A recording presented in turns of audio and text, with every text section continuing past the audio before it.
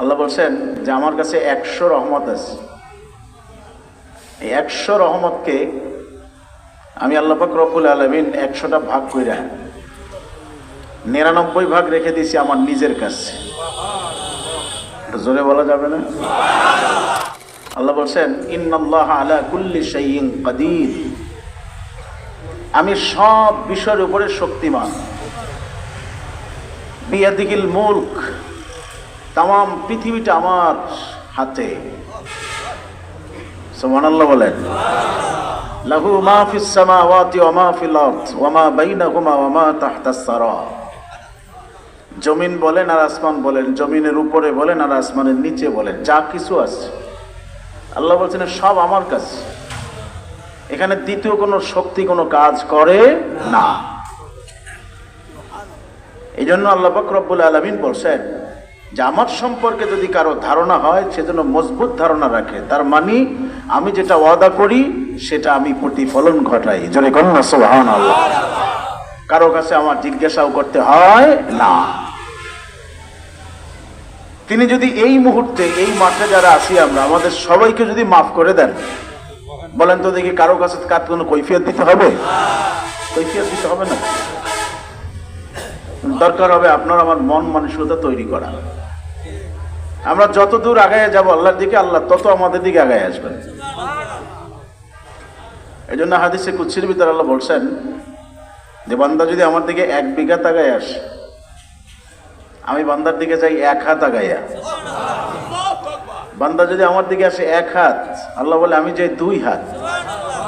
ওই বান্দা যদি আমাকে পাওয়ার জন্য ক্ষমা লাভের আশায়, নেয়ামতের আশায় আমার দিকে আসে হেঁটে হেঁটে, আল্লাহ বলে আমি ওই বান্দাকে স্বাগত জানানোর জন্য আমার কুদরতি পা নিয়ে যাই দৌড়াতে দৌড়াতে।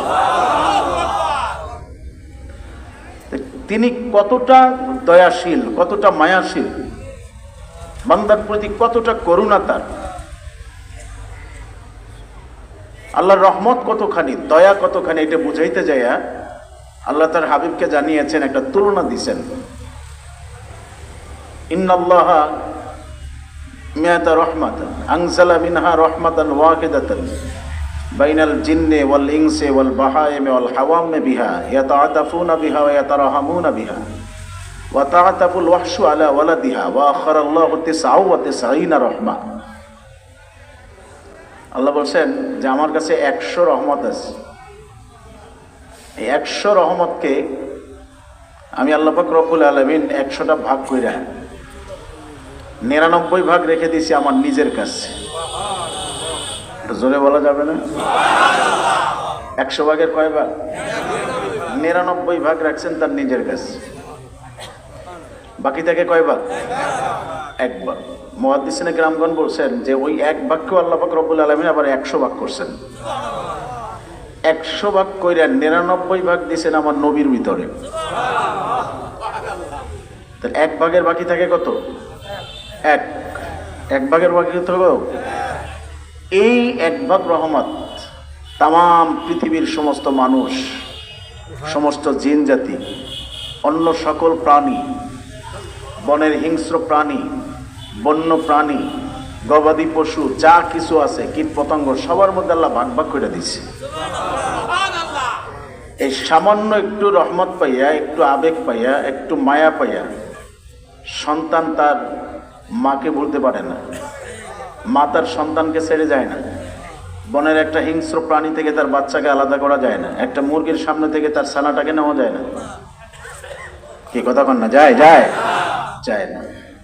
আল্লাহ বলছেন ওয়া আখারাল্লাহু 99 রাহমা, আমার কাছে আমি 99 ভাগ রহমত রেখে দিছি আমার পছন্দনীয় বান্দাদের জন্য।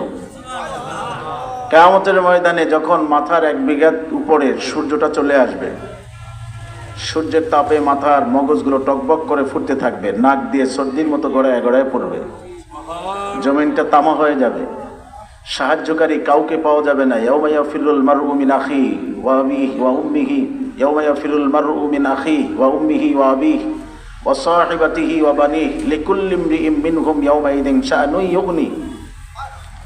ব্যক্তি তার মা থেকে পালাবে, বাবা থেকে পালাবে, ভাই থেকে পালাবে, বোন থেকে পালাবে, প্রত্যেকে নিজে নিজে ব্যস্ত থাকবে।